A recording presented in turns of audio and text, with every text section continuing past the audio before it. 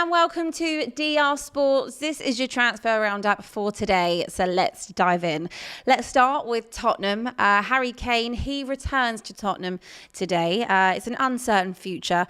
Bayern Munich are, of course, trying their hardest to get Harry Kane and tempt him away from Tottenham. They have held talks, Tottenham and Bayern, over signing Harry Kane, but still there is nowhere near a target of the valuation that's been met.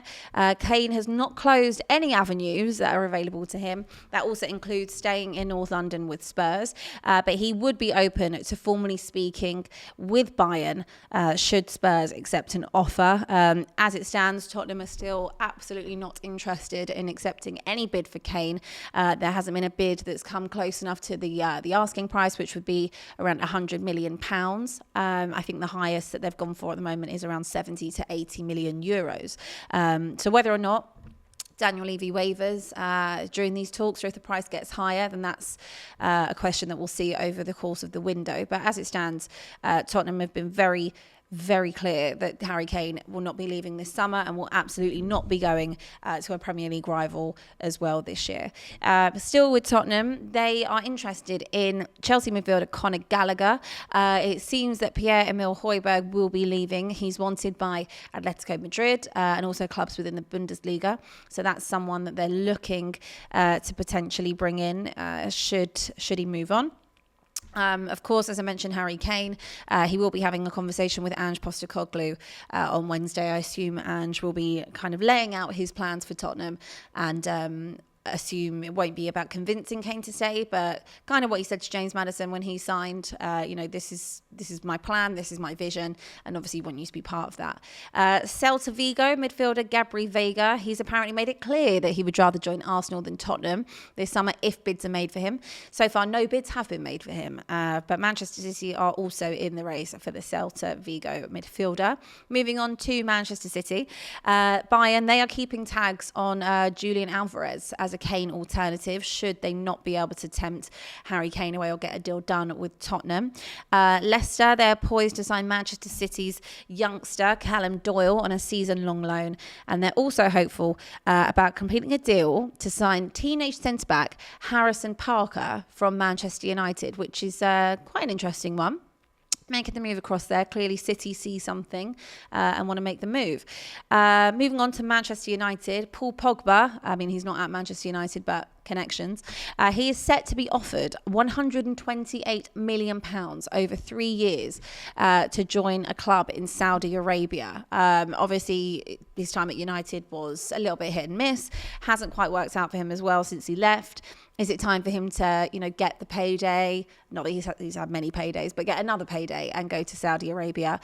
Staying with Manchester United, they are edging closer to an agreement for the Inter Milan goalkeeper Andre Onana. At the moment, the valuation is around £51 million, which is 60 million euros. The clubs are working to find a compromise at the moment because United value him around £38.5 million. 45 million euros, and they're trying to find a compromise to get that deal done. Other than that, Manchester United, still not too much going on at the moment. It's all believed to kind of be hindering on whether or not the takeover happens. And Sheikh Jassim, he's increasingly confident over the bid. And there is talk that if he comes in and the deal gets done, there could be up to 6 signings. They're also aware and looking at Fiorentina's Amrabat. Of course, they're going to want to get some people who are out the door as well. That could be around Fred, McTominay, Sancho, Maguire. So we'll obviously keep you posted with what's going on at Manchester United over the window. Looking at Leeds, Rodrigo, he is set to join Qatari side Al Rayyan from Leeds. He's undergoing a medical and will sign his contract this afternoon. Brighton, Lewis Dunk, he has signed a new contract until 2026. Of course, he's the club captain. He's been linked with loads of clubs over the years, but it looks as if he is going to be staying long term at Brighton. Oriol Romeo, he's at Barcelona, which some might surprise you. It's an agreement with Girona, and an agreement has been reached for around €8 million. So he is going to be a Barcelona player very, very shortly. PSG, they're looking for a backup goalkeeper for Donnarumma. They're considering a move for Hugo Lloris. Keylor Navas, he is back at the club after his loan last year to Forest, but he is expected to be sold permanently. And of course, Hugo Lloris is set to be on his way out of Tottenham, as spoken about. But at the moment, there hasn't been too many outgoings at Tottenham. But it would make sense going back to France, and at PSG as a number 2, he probably would be okay in that league. Christian Pulisic, he will arrive in Milan this morning to undergo his AC Milan medical ahead of a move from Chelsea for around £22 million. It'll be a 4-year contract that he will sign. And again, AC Milan just love to take everyone from Chelsea. Of course, we saw Loftus-Cheek make the move. Tomori's also there. So it's not surprising that is going on. As we spoke about Harry Kane, literally all the transfer information at the moment is just about Kane and what is going on at Tottenham with him. But I guess we will see that as the window progresses.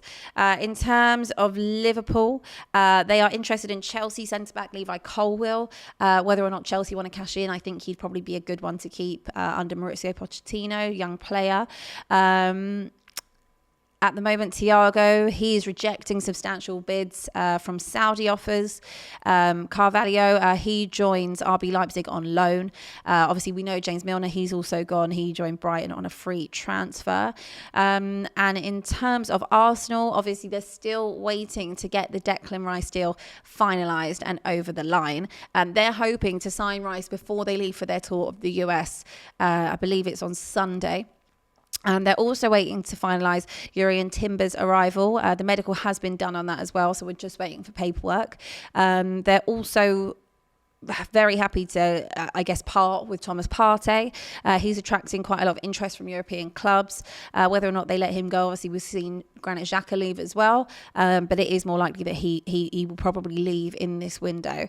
Pepe, Tavares, Sambi Lokonga and Cedric are all available to leave as well. As we know from last week, William Saliba, he signed a 4-year deal. And an interesting one is Balogun. He's attracting so much interest, and Arsenal slapped a £50 million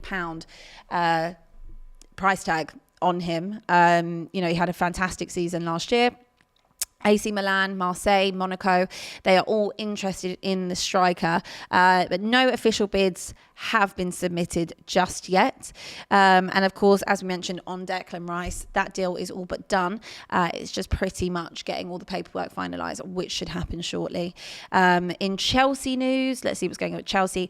Caicedo, he has been vocal and said he can't say no to a move to Chelsea should they come in and get the deal done. They are still in talks, Brighton and Chelsea, over him. Of course, we know that he was off to Arsenal at one point, or thought he was off to Arsenal in the January transfer window. That didn't materialise.